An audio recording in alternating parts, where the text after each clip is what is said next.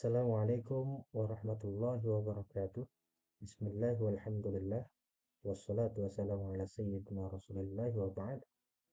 Selamat datang, kami ucapkan, dan selamat berjumpa kembali. Dan pada kali ini kita akan membahas salah satu materi atau pembahasan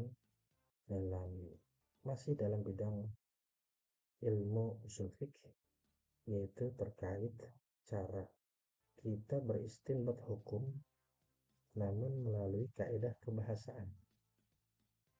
Sebagaimana kita ketahui bahwa lafaz atau kaidah kebahasaan dalam dalam ilmu usul fikih itu ada banyak, namun yang akan kita bahas pada malam hari ini yaitu terkait lafaz mushtarak, lafaz mutlak, dan lafaz muqayyad.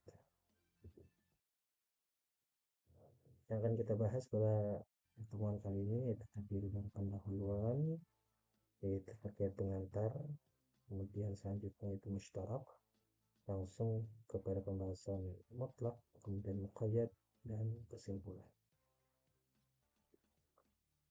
Sebagai pembuka, perlu diketahui bahwa dalam usul fikih yaitu banyak terdapat kaidah-kaidah kebahasaan yang mampu membantu kita dalam hal memahami satu pesan hukum, baik itu dari Al-Quran maupun Sunnah Nabi kita Muhammad Sallallahu Alaihi Wasallam. Di antaranya yaitu lafaz mushtarak, kemudian lafaz mutlak, dan lafaz muqayyad. Kemudian kita langsung masuk kepada pembahasan lafaz yang pertama, yaitu lafaz mushtarak. Adapun definisi lafaz mushtarak yaitu al-lafzul mawdu'un li haqiqataini mukhtalifataini atau aktsar, yaitu lafaz yang ditetapkan untuk dua makna atau lebih yang dari lafaz yang berbeda. Jadi lafaz mushtarak ini adalah satu lafaz yang memiliki dua makna atau lebih dari kata yang berbeda. Contohnya terdapat dalam Quran surah Al-Baqarah ayat 228, yaitu yang berbunyi wal mutallaqatu yatarabbasna bi anfusihinna thalathata quru. Ayat ini bercerita tentang waktu atau masa iddah seorang wanita yang ditolak oleh suaminya, yaitu sampai 3 kali quru. Apa itu quru?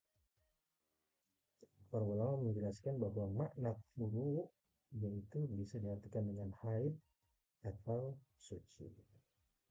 Kemudian adapun bentuk-bentuk lafaz mushtarak ini ada dua. Yang pertama lafaz mushtarak lafzi.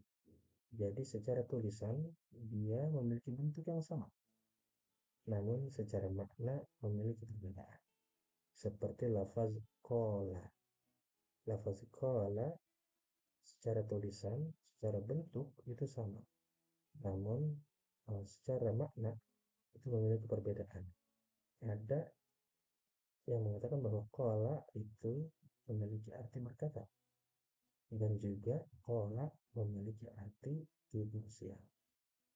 Kemudian bentuk yang kedua yaitu lafaz mushtarak maknawi, yaitu makna yang terkumpul, ya, atau makna yang terkumpul dengan konteks yang berbeda-beda.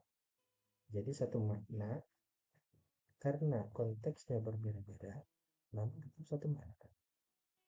Contoh, lafaz nur. Lafaz nur ini memiliki arti cahaya. Namun benda atau hal yang bercahaya bukan cuma satu benda atau hal, melainkan banyak hal seperti bulan, matahari, dan lampu. Semuanya bercahaya. Jadi ketika ada pembahasan cahaya bulan, cahaya matahari, maupun cahaya lampu, dan seterusnya, itu disebut dengan nur. Kemudian lafaz yang kedua yaitu lafaz mutlak. Lafaz mutlak memiliki definisi ma dalla 'alal mahiyati bila qaidin min quyudiha, yaitu lafaz yang menunjukkan makna namun tanpa batasan sama sekali. Seperti contoh dalam Quran surah Al-Mujadalah ayat ketiga, eh, ayat ini bercerita tentang seseorang yang menzihar istrinya. Kemudian dia dihukumi untuk membayar kafarat, yaitu berupa membebaskan satu budak. Dan terdapat pada kalimat fatahriru raqabatin, maka bebaskanlah budak tersebut. Maka bebaskanlah seorang budak. Nah, kata raqabatin di sini yang berarti budak ini bersifat umum atau termasuk lafaz mutlak. Kenapa? Karena tidak memiliki batasan. Apakah budak tersebut harus beriman atau tidak? Maupun dari segi jenis, apakah budak tersebut dari kalangan laki-laki maupun perempuan, anak kecil atau dewasa. Itu tidak ada batasan-batasan tertentu. Maka lafaz tersebut, lafaz raqabatin, memiliki atau memiliki sifat berupa lafaz mutlak. Selanjutnya yaitu lafaz muqayyad. Lafaz muqayyad ini kebalikan dari lafaz mutlak. Karena dari segi definisi yang berbunyi madalla 'alal mahiyati biqaidin. Kalau lafaz mutlak bila qaidin. Kalau lafaz muqayyad biqaidin min quyudiha. Lafaz yang menunjukkan makna dengan memiliki batasan-batasan tertentu. Dalam Quran surah An-Nisa contohnya ayat 92. Secara kalimat hampir sama dengan contoh pada lafaz mutlak sebelumnya yang telah kami bahas. Namun secara konteks ayat ini berbicara tentang hukuman orang yang membunuh orang lain, itu sama dengan dibebankan untuk kafarat membebaskan satu orang budak. Namun di sini ada tambahan kata yang bersifat muqayyad, fatahriru raqabatin mu'minatin. Jadi budak di sini memiliki qayyidnya, memiliki batasannya, yaitu berupa budak yang mukminah atau budak yang beriman.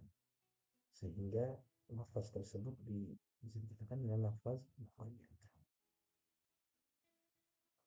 Kemudian secara kesimpulan bahwa mushtarak yaitu lafaz banyak mukmin, namun perlu qarinah atau yang dikata konteks lainnya.